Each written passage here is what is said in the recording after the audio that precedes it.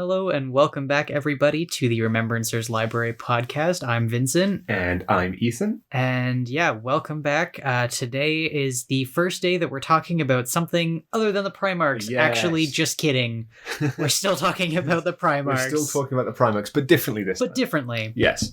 So this is a precursor to the Horus Heresy that we're going to be talking about right now. Yep. This is basically the beginning of the Horus Heresy, this right here. Yes. So, to anybody who doesn't know, but a lot of people already know this if you're in Warhammer, Horus is not the first heretic. Yes. The first heretic is Lorgar. Yes. That's because of the absolutely vicious spanking he was delivered by the Emperor. Yes. When he found out that he was praising him like a god. And because of that, that ended up leading to the corruption of all of the other legions. Exactly. Well, not all of the other legions, all of the traitor legions. Exactly. But what we are going to be talking about today is how Lorgar got the power and actually understood that this is what needed to happen and started to corrupt those legions. Right. Yes. Okay. But before that, some house cleaning, which Yes. Vincent's going to take the lead on this. Yes. If you are hearing us on the Spotify, thank you very much. If you are on the Spotify, please go check us out on YouTube. That really helps us a lot, the views there. If you haven't already, give us a like, hit the subscribe button. If you've got some thoughts to share, drop us a comment down below. We appreciate feedback or just thoughts, whatever. If you just want to say hi, go nuts. If you're listening to us on the Instagram, How? You gotta be... That's some crazy psycho there. Yeah. But yeah, thank you so much for being here, and we hope that you enjoy the rest of the episode today. And another little thing about comments and stuff like that. Yes. We are super small. So if you do leave a comment, we'll probably be able to respond directly to you. Probably respond to you. Well, not straight away, but not straight away. We have lives to attend to as well as doing this. But we will probably end up responding to you in some way. Some way, shape, or form. Yeah. Because we are very small right now. So if you do end up commenting, you most likely will get a response. Exactly. Unless you're extremely mean, then you'll get a deleted comment. Exactly. Yeah. Yes. We have feelings too, guys. Yeah, we aren't just people. We aren't just voices behind the screen. Even though some people do believe that. Yep.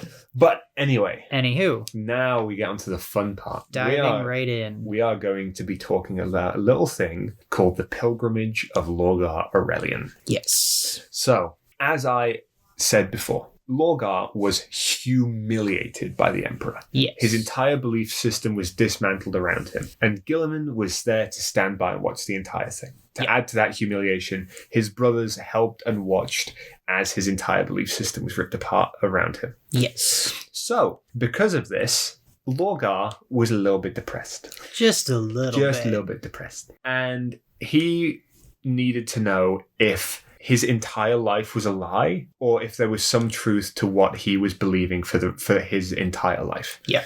He needed to know that, what I believe in is not crap. And what I actually do is actually worth something.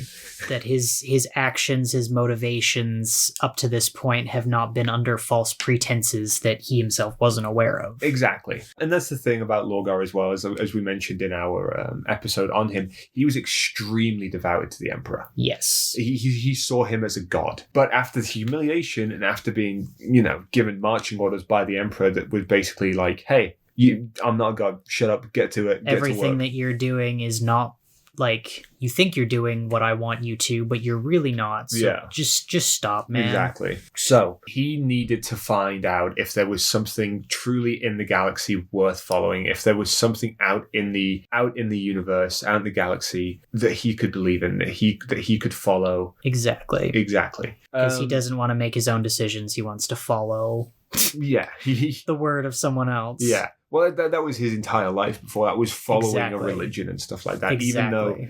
Even though religion was banned in the Imperium and stuff like that, he grew up with religion, and having it would be basically just taking a part of him away. Exactly. So he went and he discussed the humiliation, the vicious spanking he got from the Emperor to his other dad.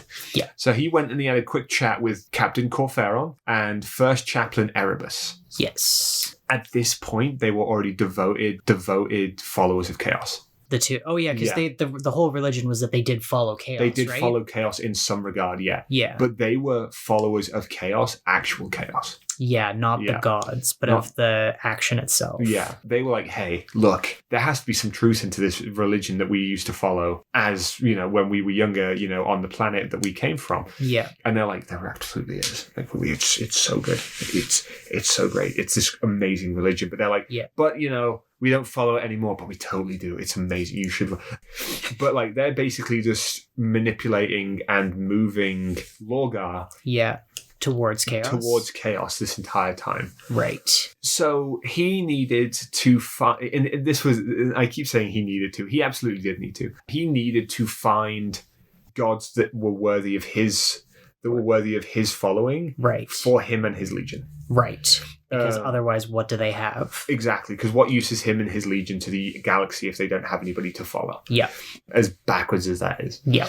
So even with his hatred to the Emperor, he was like, well, I guess I'll do this crusade thing for a couple of years. Yeah. Well, not for a couple of years. He was like, I guess I'll do this crusade thing for a little while. So they go out into the galaxy and they're like, hey, let's go and find some information on these gods. So as they go around, they're trying to find information. They're trying to find out where all of these gods and stuff like that, different examples of the gods throughout different, systems, cultures and stuff like that. And they started to notice a pattern.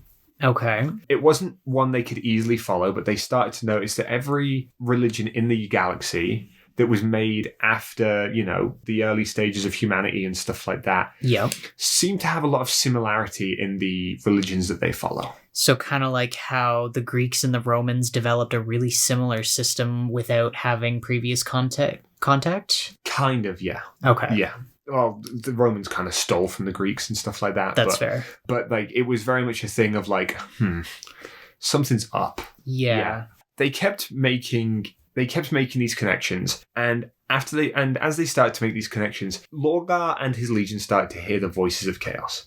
Right. But they didn't hear them as yes, it's me, Chaos, come to talk to you about where you should go. Yeah. It was more of a draw. Okay. It was like, go to the Cadia system. Go to the Cadia system. Yeah. Go to the Cadia system. Just like an innate urge that they think is maybe their own thought, sort of. Yeah, but it's not actually their own thought driving them there. So they get to the Cadia system, and they make planetfall on a planet known as, at that time, 1301-12. Very creative. The 12th planet taken by the 1301st Fleet of the Imperial Navy. So creative. A planet that would soon be known as Cadia. Okay. Do you know anything about Cadia? Not really. Cadia was the planet for the longest time in Warhammer that stopped the forces of chaos coming out of the Eye of Terror. Oh, right. Okay, yes, I did. You've heard about the fall of Cadia, right? I have heard about the fall. The planet broke before the Guard did? Yes. Yeah. Now, is this the one... Abaddon's 13th Black Crusade. Okay. That's what that has to do with. I had a thought about, I realized that it was incorrect because I got mixed up between the Astra... Is there something about the Astra Militarum related to this, or am I completely wrong? So, quick thing about Cadia and stuff like that. Cadia is a really important planet in Warhammer and stuff like that, which is why it was such a big loss when it fell. Right. Cadia gave the galaxy some of the toughest sons of guns that the universe had ever seen. Okay. They would start training for the military at 7 years old. Okay. By 7 years old, they would know how to disassemble and reassemble a las gun. Okay. In 15 seconds flat. Okay. So they were amazing. They lived to fight. And that whole quote I gave you there just then of the planet broke before the Guard did. Yeah. It's literally because the planet of Cadia, the crust was cracking underneath the Guard and they were still fighting the legions of chaos as the planet broke apart. And then it is the Astra Militarum that was fighting on this planet. Yes. So I was correct. I was correct. Yes. Okay, cool. Yeah. There was very little interference by any Space Marine legions. Okay. But that's mostly because the system had been cut off from the rest of the galaxy by warp storms. Okay. Yeah. I can't remember post Age of Strife? This is we're talking about 40th millennium now. Okay. Yeah. It was actually such a big battle. It was actually such a big battle that Trazen the Infinite? Yes. He got involved. Oh, goodness. Yeah. Okay. You know that things are serious when Trazen gets involved. When Necron gets involved. Dude, It was so serious and it was so dangerous. He gave up part of his collection to fight. Oh. Yeah. Yeah, okay. Yeah, he gave up part of his collection in the fight. And like we're getting more into the Fall of Cadiz than we are like Lorgar's Pilgrimage. But it's because there was a bell he had in his collection that rang 13 times. Okay. The bell was time locked. It wasn't supposed to ring at all. Okay. Because it was locked in a moment in time. Right. Yeah. It was warp shenanigans that were causing it to do that stuff. I see. Yeah. So suffice to say, this planet that they land on, very important planet. Yes. Very, very important planet. So landing on the planet, they had some people with them. They had the Imperial Army, the 1301st Fleet. Yep. 5 custodes. Okay. 5 custodes with them. The word bearers were there, obviously. Yep. And the Legio Cybernetica, which I don't know who they were. I never looked them up, and that's on me. That's all right. But they were met by an extremely primitive human tribe. Okay. And I'm talking like flint spears and loincloths kind of deal. Okay. They were described as wearing, as I said, nothing but like loincloths, like, flint spears, sticks, all that sort of stuff. But here's the interesting part about them, and this is something that stayed into the 40th millennium. They had purple eyes. Oh. Yeah, they had purple eyes because of their proximity to the Eye of Terror. Right. They had purple eyes. And this was the first thing that they had noted about the corruption of this planet. And I say corruption and in quotation marks there, because what I mean by corruption is the planet was essentially a warp planet. The beginnings of a warp planet at that point. Because it was so close. Because it was so close. Like if they were any closer to the Eye of Terror, you would probably find demons dwelling on the planet. Okay. But on this planet, there was one demon. One demon. Yes. Okay. Now, the word bearers ignored the requests of the custodes to execute the primal humans because they saw them as corrupted because of the purple in their eye. Right. But the word bearers approached the primitives and they were like, "Hey, we want to make sure that these guys are good because we could indoctrinate them into the imperial truth and all that sort of stuff." But as they did, a woman came to them from the crowd, and she would then address Lorgar by name. Oh. They didn't know who he was. Right. But she addressed him by name. And she was like, "Oh, Lorgar Aurelian, so nice to meet you." And he was like, Whoa. How do you know my last name? How do you me Lorgar? How do you know that? Yeah. So the woman before them was known as Ingathel of Cadia. Okay. And after introducing herself and giving her name and everything like that, she performed a ritual in front of Lorgar. Okay. In front of Lorgar and the Word Bearers Legion, and she revealed herself as a Chaos Demon Prince, known as Ingathel the Ascended. Okay. So this is the one demon. Exactly. And she offered to do something very nice for Lorgar. Nice is nice? She took a ship from the fleet. Yep. Filled with Word Bearers, and she took them into the Eye of Terror. Straight into the Eye of Terror. Oh. Yeah. Yeah, okay. Mm-hmm. That's fantastic. Exactly. And upon entering the Eye of Terror, she would show them the primordial truth of the galaxy and everything like that. She showed them the downfall of the Eldari, and she explained to them, "Hey, if you keep doing on what you're doing, humanity's going to end up like the Eldari." Okay. Yeah. In doing so, she fused the Astartes with demons. Like they became half demon, half man. Well, half Astartes. And they ended up becoming the Gal Vorbak. Okay. Which are half demon, half Astarte world bearers. Okay. And this is the first instance of a corrupted Astartes in canon in Warhammer. So even before Magnus's guys? Okay. Magnus's stuff happens 40 years after this. Okay. Yeah. After this, they relayed to Lorgar, "Hey, this is what's happening," and stuff like that. Yeah. And Lorgar was like, "This is interesting information. No one else can know what I know here." Obviously. Yeah. As I understand it, they dealt with the custodes because the custodes are too loyal to the Emperor, and they performed a cyclonic bombardment on the planet. Okay. Now, a cyclonic bombardment is a super weapon. Yeah. That ignites the oxygen in the atmosphere and burns out the planet. Yuck. Yeah. So the planet was completely burned of all its oxygen. So all of these people that were there are now dead. Yes. Although after a time it would eventually be completely re-inhabited and would grow into the Cadia they know as today. Okay. Yeah. And Lorgar did this, and he was like, hey, look, this primordial truth thing, I need to know. Yeah. I need to know what's going on in there.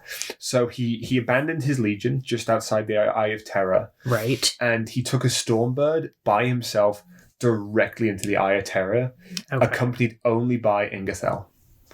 Okay. Accompanied by this demon into the thing. So flying into the thing, he would land on a Crone World. Okay. Yeah. Do you know what a Crone World is? No, but I'm going to assume that it's similar to like a craft world to a degree. Yes, it is an Eldar thing. Okay. So a Crone World is an Eldar origination world. Okay. So this is like one of the worlds where the Eldar come from. Okay, so like Crone World in that it's like a matriarchal spawn. It's a birthing world, yeah. It's a birthing world. Yeah. Yeah. Yeah, essentially what it is. So this is an Eldar homeworld, and it's inside the Eye of Terror. Okay. So Ingethel would then explain the existence of demons, warp creatures, demon princes, even the warp entities known as the gods. Okay. She would explain to Lorgar how that works. She would explain that all warp creatures were born without souls. Unlike humanity and all of the creatures of the Materium, which have souls. Okay, I did not know that. And when you die in the Materium, you go back to the Immaterium. You end up in the warp, and you end up, hanging out in the warp and stuff like that. Yeah. So they didn't understand the material worlds, much like humanity and the everything don't understand the Immaterium. Okay. That's why they are just as blind as the humans are, or not just the humans. Yeah. But when the warp gets explained and stuff like that, it's explained by sensation, like what you feel when you view it and stuff like that. Just because it's so impossible to explain. Right. That would be the exact same way that a warp creature would explain the material realms. Okay. Yeah, which is why they go to possess things as much as they do. Right. Yeah. That does make sense. Mm-hmm. So, past this, she would explain why they were stood on a Crone world. Okay. And she would explain to Lorgar, much like she had explained to the Astartes of his legion, what had happened to the Eldar. And basically, she was just like, hey, this is what we don't want for your people. Okay. We want to merge humanity and the demons of the chaos, and we want to be able to live in the material realms. Okay. But also stop you from having your entire, basically your entire species destroyed. Okay. And is she doing this because they actually care about humans, or just because they want out of the war? Oh, absolutely not. They do not care about humanity at all. They just want out of the war. They just want out of the war. Okay. Yeah, because it's more power to the chaos gods. Right. And she would further explaining like the downfall of the Eldar and stuff like that. Yeah. This is where you find out that the gods refer to the Eldar as the soul broken. Oh. Yeah. Due to the creation of Slaanesh. Because it was the destruction of their souls that led to the creation of Slaanesh. Okay, that makes sense. Which is why what happens when an Eldar or Drukhari dies? Yeah. They get sucked into Slaanesh and their soul feeds Slaanesh. Right. Yes. Okay, yeah. Because all Eldar, all Drukhari, they are all connected to Slaanesh. Yes. There was like the soul contract or whatever that happened. Which is why you have the Wraithbone and everything like that. Yes. As he goes on and as he starts to hear more about the realms of chaos, what happened to the Eldar, their downfall, the creation of an entire god, by the way, he starts to recognize what he was taught on Colchis. Okay. He's starting to see that pattern. Yes. And he starts to realize that, this is how it's explained on Colchis. Yeah. As when a person's soul dies, they get released into this realm that is heaven and hell. Yeah. And they would be judged by the gods. Yep. And then they would be sent to wherever it would. And this is where he would find out that, yes, everything was right. Everything he knew about the primordial realms, his gods, everything was correct. Exactly. Okay. And that basically the realm that they were standing on, the realm that they were currently in, was both heaven and hell. Okay. And in denying the primordial truth, the humanity would never be able to get there. Oh. Which is a bold-faced lie. Of course. Yes. Of course. Because, as we know from the outside in, all souls go to the warp no matter what. Yeah. It doesn't matter if you die. It doesn't matter if you're a sinner. It doesn't matter if you're, a winner. You end up in the warp no matter what happens to you. Exactly. You just end up in a part of the warp. Is it heaven? Is it hell? It doesn't matter what you do. You just end up in heaven or hell. Yeah. You end up in a part of the warp. That part of the warp energy. Exactly. That part of the warp might be heaven to you or it might be hell to you. Yeah. But you don't get a choice in that. Yeah. Exactly. It all depends on what you did. Exactly. So after this, she would also say to him that, yeah, you're right. Every religion that you have been researching, or even the ancient religions of old Terra, all stem from the primordial truth. Exactly. And he's like, Jesus, you're right. Yeah. Who's Jesus? Who is Jesus? Jesus? Whoever that is, you're right about that. Mm-hmm. She would then take him from this planet and take him to a craft world. And you know what a craft world is? Craft worlds are the worlds that the Eldar then created. Not worlds, ships. Not worlds, ships. Yeah. Ships. Yeah. And they're ships so big that they were worlds. Yes, exactly. And you know that like at the birth of Slaanesh, or a bunch of these craft worlds came back to the Crone worlds to try and save as many Eldar as they could before the birth of Slaanesh. Yes. Yes. She takes him to one that wasn't able to escape the birth of Slaanesh. Okay. Yeah. Which I should mention as well to anybody out there who hasn't listened to anything about the birth of the gods and everything like that. Yeah. The Eye of Terror is where the birth of Slaanesh happened. Yes. So they are quite literally in the where Slaanesh was born. She explains to him that, hey, not everyone can escape the birth of a god. Yeah. And if you continue down your path, this will happen to you. Yeah. There will be a god created and you will not be able to get out of it. Exactly. Yeah. And it just so happened, and very, very luckily for Ingathel, there was an avatar of Kail Mencha Kain. Oh, bless you. You thank you.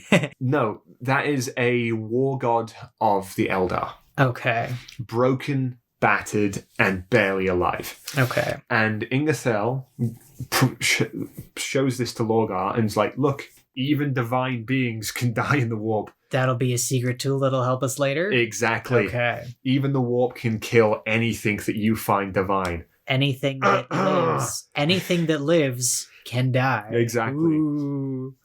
Anything that wears, I don't know, golden armor, has flowing black hair, has a halo of golden light around them, sits on a golden throne. That is previously unkillable and has survived literally everything since the birth of time. Has a friend called Malkanor, has 20 sons. Anything like that specifically can be killed. So yeah, Lorgar, feeling pity and disgust at this creature, picks up his Crozius and he bashes in the skull of the Eldar god. Oh, killing yikes. a god. Okay. Yeah. So Lorgar, canonically, kills a god. He's the god killer now. He's a god killer. So after this, Ingathel decides to prove a point to Lorgar. Okay. And she goes and she teleports him to the Eternity Gate. Okay. Which is, as I believe it, the gate to the Palace of Terror. Okay. Yes. This I have not heard anything about before. Oh, you're about to hear some stuff. All right. It has to do with Sanguinius. Ooh. I'm so happy. Your favorite boy. My favorite boy. He should have lived. I'm not going to go down that. But I am going to have a huge rant about Tzeentch in about 2 pages. Lovely.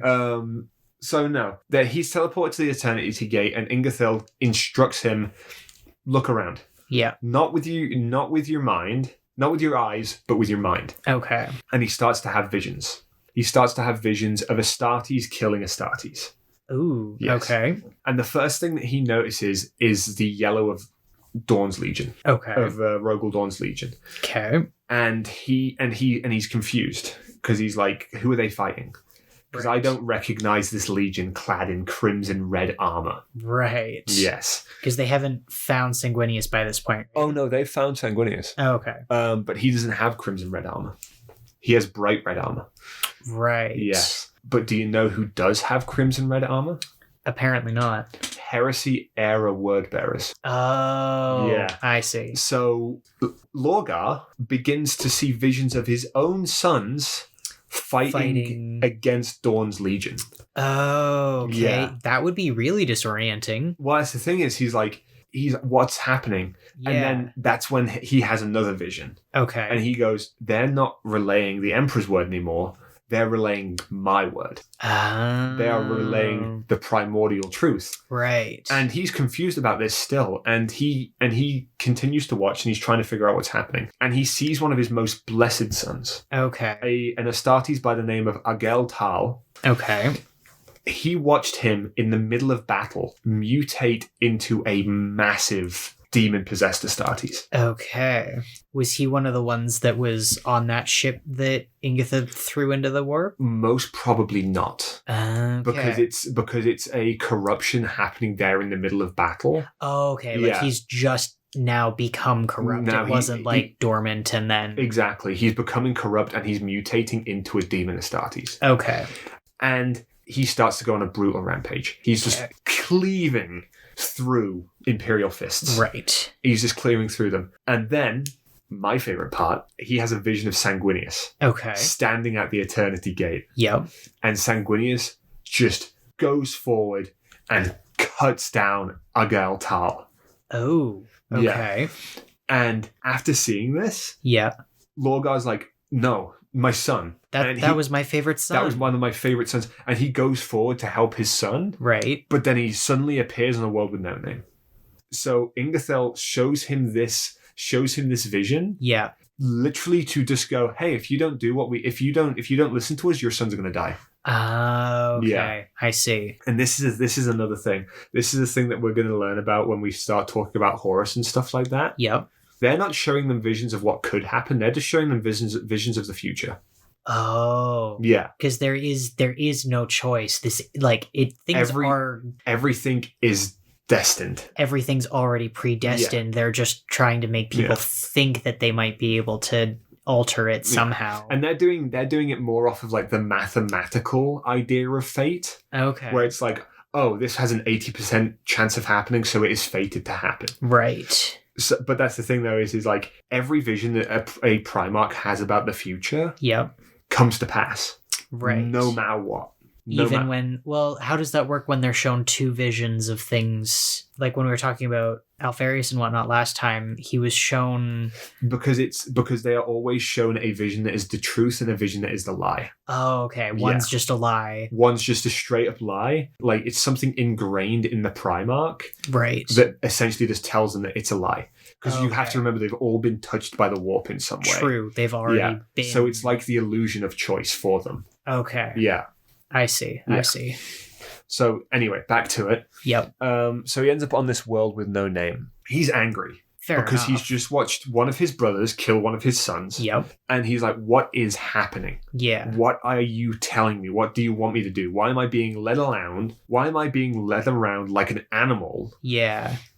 When basically I'm a Primarch of mankind. I am one of the Emperor's sons. Yeah. This is ridiculous. Give me answers. Yeah. Is what he does. And Ingasel then informs him that his entire life has been engineered to follow through with an idea that the Chaos Gods have been that have wanted ever since they got their grubby little mitts on the Primarch. So he's being told that he was a puppet this whole time. Exactly. Ooh.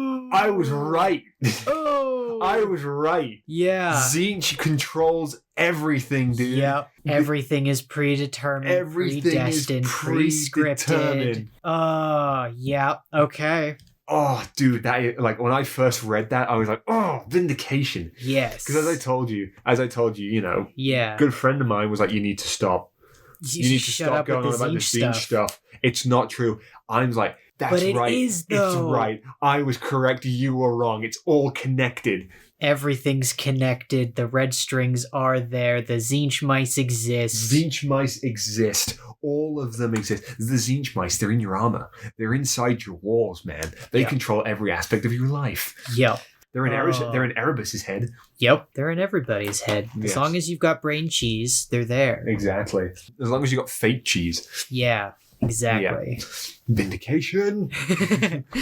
But anyway, going on. So he goes, that's all good. And that's all well and good, but why me? Yeah. Why Lorgar Aurelian? Why me? Why me? And he goes, why not one of my stronger brothers? Right. He goes, why not Gilliman? Why not Dawn? Why not Horus? Why not Yeah. Magnus? Especially Magnus. Yeah. Because at this point, he's known for having a connection to the warp. Yes. And that's when Ingethel reveals to him, oh, Magnus is not as, as powerful and, just looking for this as knowledge as you think he is. Yeah. Magnus is doing this for himself. Right. Magnus is selfish. So he's powerful, yes, but of his, in his mind. Yeah, he's power hungry. Yeah. He wants more power. That's simply what Magnus wants. Yeah, he wants to be all powerful, which ergo makes him weak. Exactly. This is the moment that Ingethel reveals to him, we already have Magnus. Right. Magnus is already in our grasp. He doesn't know it yet, but in touching the warp and communing with the gods to get more power, he will eventually be corrupted by chaos. Right. And Lorgar was like, nah, no way. And then he would be given a vision of what's going to happen in the next 5 decades. Okay. And in 50 years from where he currently stands, yep, in the time that the galaxy began to burn, yep, he would be transported to a planet. Okay. A planet in the future. And he's looking around and he's like, Jesus, this planet looking rough, man. Yeah. There are buildings in ruins, yep, like rubble everywhere, fires erupting all over the place. The place he's in looks like it's been razed to the ground. Okay. Like, I don't know, some wolves came through or something, and they were just like, let's just destroy as much as we can. Right. Because they're teaching the warp to these people, and they shouldn't be doing that, because that's against the Council of Nicaea. Right. And Dad said no. Dad said that's bad. Dad said that's bad. And what I'm going to do, Lehman Rust, is I'm going to go to Magnus, and I'm going to destroy him, and I'm going to burn Prospero to the ground. Aha! Prospero! Prospero! So no, joking aside, Lorgar was in Tisca. Okay. The Silver City of Prospero. Okay. And he was bearing witness to the aftermath that would sway Magnus to chaos. Okay. This was the moment that Magnus was betrayed by the Emperor, betrayed by his brother. Yeah. And using what was left of his magic in his body, Magnus would transport the entire city to the warp.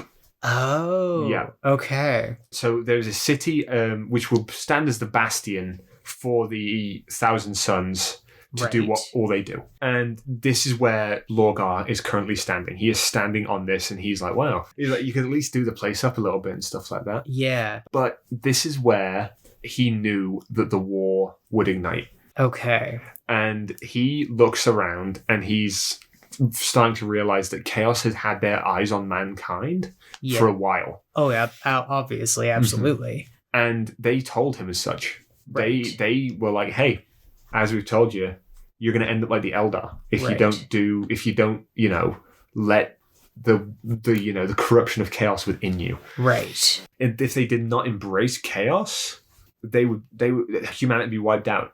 Yeah. But to embrace chaos, the immaterium needs to take over the materium. They need to become one. But that's the thing, is with no worship from mortal souls, they can't do that. Right. And this is the point where they're like, hey, Lorgar, you want to spread the good book for us? Spread the good word, man. Spread the good word, man. And Lorgar, still ever like the self-deprecating guy that he is, was like, it can't be me. I'm too weak. I'm not good enough, guys. Come on. Yeah, I can't spread the imperial truth. Not the imperial truth, the primordial truth. Yeah. And Ingethel then informs Lorgar that he is the only one that can do it. Okay. Yeah, because, and this is where Lorgar learns something about his brother Primarchs. Yeah. Is that Lorgar is the only one of his brother Primarchs that truly cares for humanity. Oh. Yeah.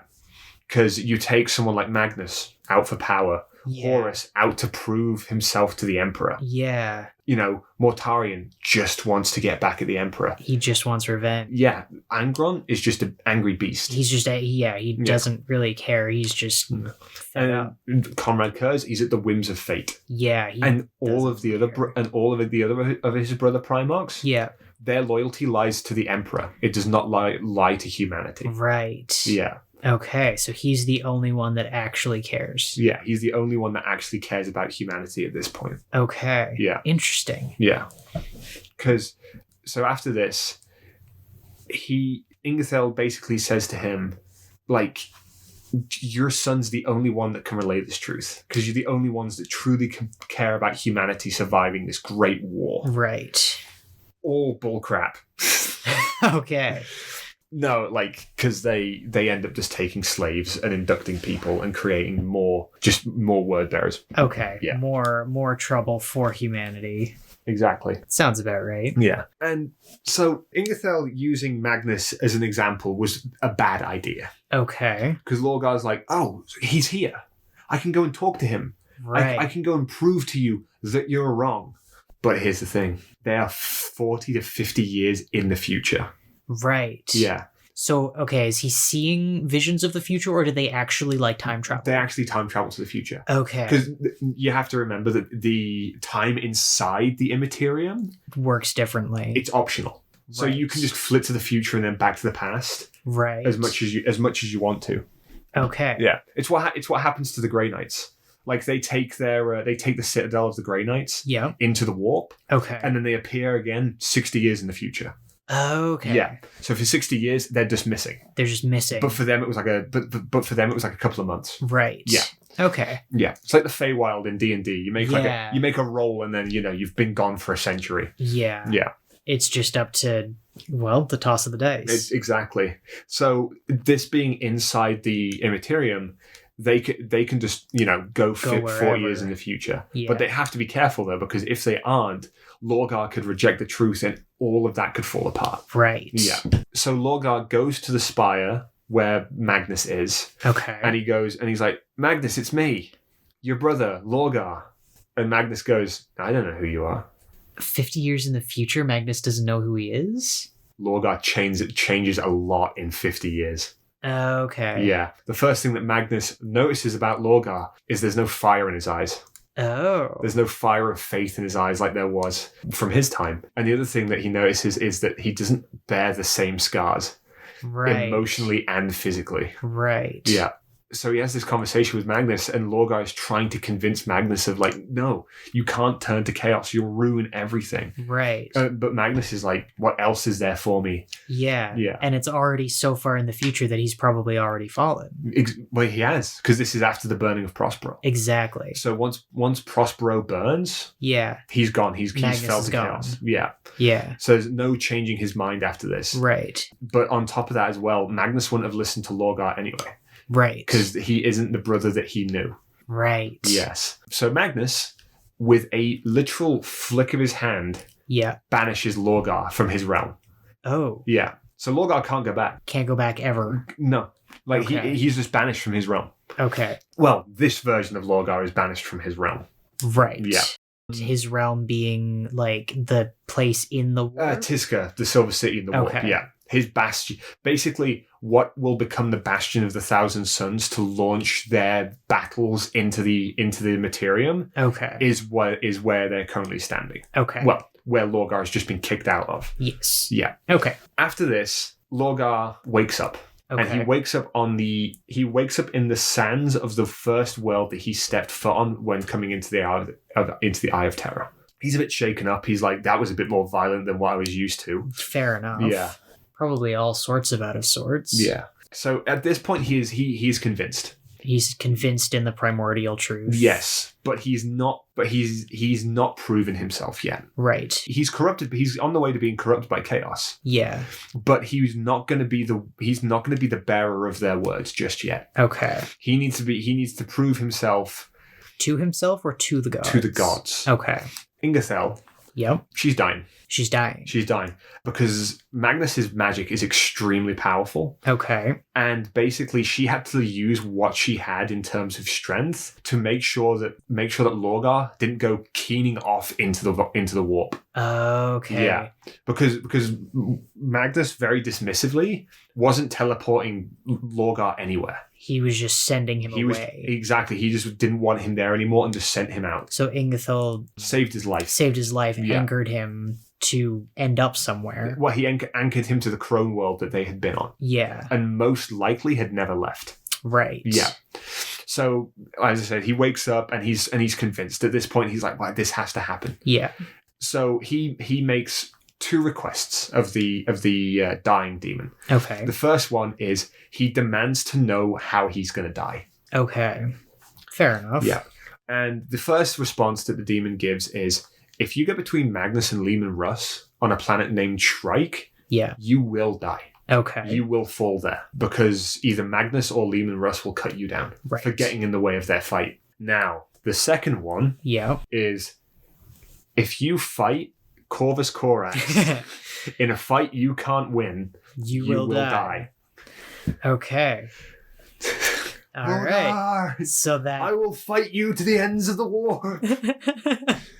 and Corvus is just absolutely dead set Yeah. on having this fight. Mm-hmm. Well, it's for like you remember that quote that I was telling you off camera or off audio? The one where it's like, I have your blood now, Lorgar. I will find you. Oh, right. Yeah. Yes. Yep. And they're just dead set. And the only thing that saves him is Kurz. Kurz, that Kurz bastard. being Kurz, yeah. Yeah. Wow. Yeah. All right. So, yeah. So now he knows how to not die, basically. Yeah, basically not to die, and how to, be a little weenie and run back into the warp after the fact. Yeah. Now, here's a fun little fact for you. All right. Ingerthel didn't know why they were on the planet that they had left from. Okay. Much like Lorgar didn't know. Okay. But do you know who did know? Tzeentch. The Chaos Gods. All of four of them. Okay. Yeah. They were in a bit of an agreement that they would choose a champion Okay. that they thought was suitable to fight Lorgar to prove his loyalty to them, which is a very rare occurrence, mind you. Did they all agree? The Chaos Gods never agree on anything. Right. Now, they agreed on talking. Yep. They never agreed on a champion. Ah. Yeah, because Khorne, being Khorne, Yep. decided, I have a bloodthirster that would do wonderful for this. Right. And he sends out a little fella, little guy, little dude. Little guy. Yeah, known as Angrath the Unbound. Okay. Yes. He sounds angry. Oh, is he ever? He's a bloodthirster. Yeah, fair enough. Yeah. Fair enough. Yeah. So he goes and he fights them. And Lorgar is like, oh no, I wasn't ready for this. So he Right. fights in defense. Okay. He fights in defense and he kills the creature. Oh. Defensively kills the creature, All which is right. unheard of. Yeah. Because a bloodthirster. In one of the stories with Sanguinius, later on in the Heresy, Yep. one of these bloodthirsters is going into battle and he is just cleaving through Astartes with his Right. axe. Like he's walking through the Astartes and just swinging his axe side to side, He's just on a stroll. literally taking out 5 or 10 of them at a time. Yikes. Yeah. Yikes. And Lorgar defeats him defensively. Yeah. Okay, yeah, that is insane. Not without taking a few licks himself, Oh, yeah. mind you. And so he's like lying there and he's like, oh, thank God that's over. Yeah. So then they're going to send another something out to beat the snot out of him. The Oracle of Tzeentch turns up. Ooh. Yeah. Not good. Kairos Fate Weaver, the Oracle of Tzeentch, turns up. A creature with 2 heads, Yep. one always telling the truth and one always telling lies. Oh, I love one of them. Yes. He turns up and he gives Lorgar one final choice. Okay. He gives him the choice of personal glory Yep. or divine destiny. Okay. He's letting him know that during the Battle of Calth, which we'll talk about later, All right. decades in the future from now, will give him the choice of what he's going to be in a galaxy. Okay. So he will come face to face with Guilliman, and he has to choose to let Guilliman live or let him die. Okay. Because if you remember, Guilliman was there at his, worldwide spanking. Yes. Yeah. Ending him would cause the end of the war.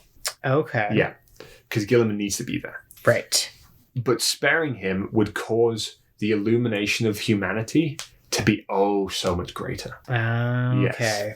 Remember how I told you that before the gods always kind of like tell a truth and a lie and all that kind of thing? Yeah. This was one of the rare occasions that both of those things are true. Okay. Yeah. So basically, He did actually have a choice here. Yeah, he does actually have a choice. He basically has the choice to end the war and ruin everything they've been working for. Yeah. Or continue on with the great plan. Yeah. And illuminate humanity, quote unquote. Quote, unquote. Now, Lorgar knowing now what would become of the galaxy, Yep. with the Emperor doing what he's doing, he demanded to see what chaos would offer for humanity. Okay. Fair enough. Yeah. Wanting to know what's in it for himself. Or not for himself, but for humanity. So basically he was like, I want to see your greatest hits. Take me around the warp. Show me what you've got. yeah. So he tasks Ingerthel with taking him to help him do that and stuff like that. Okay. And Ingerthel's like, yeah, sure. But Lorgar, before going on this, has one thing he wants to ask Ingerthel before doing this. Right. He wanted to know what would become of humanity if Chaos lost the war. Okay. And with that single vision, he was like, they need Chaos. Okay. Yeah. And most likely what he saw was 40k. Oh. Yeah.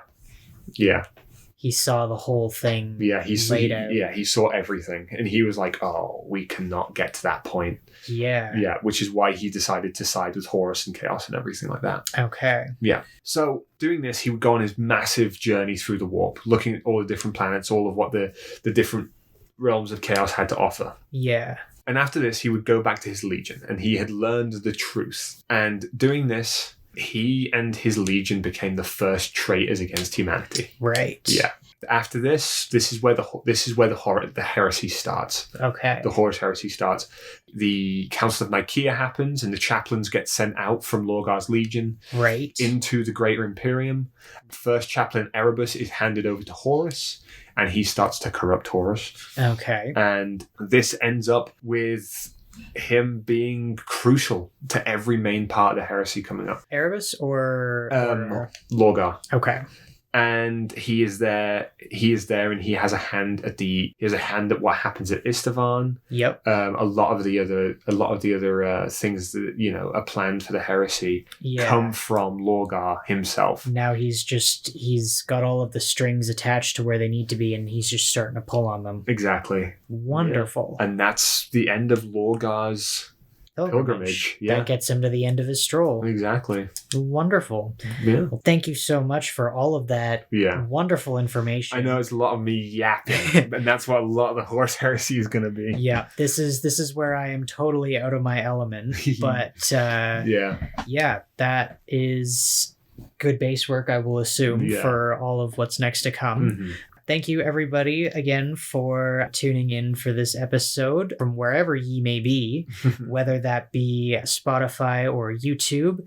If you're on one or the other, feel free to check us out on one or the other. Wherever you're not, if you're on YouTube, drop us a like, a subscribe, a comment if you feel like sharing your thoughts. If you have any comments, questions, or concerns, let us know. But yeah, thank you so much. And then again, also, if you were listening from the Instagram, how the heck are you doing that? How you doing it? But thank you for being here nonetheless. We really appreciate each and every one of you guys tuning in. And stick around. We will have more to come very soon. Yes. After this, Horus Heresy is in full swing. Yes. And we're going to be getting right into that. Yep. Beginning with Horus himself. Lupercal, the War Master guy. Exactly. But anyway, again, thank you guys for watching, and we will see you next time. week. Bye. Bye.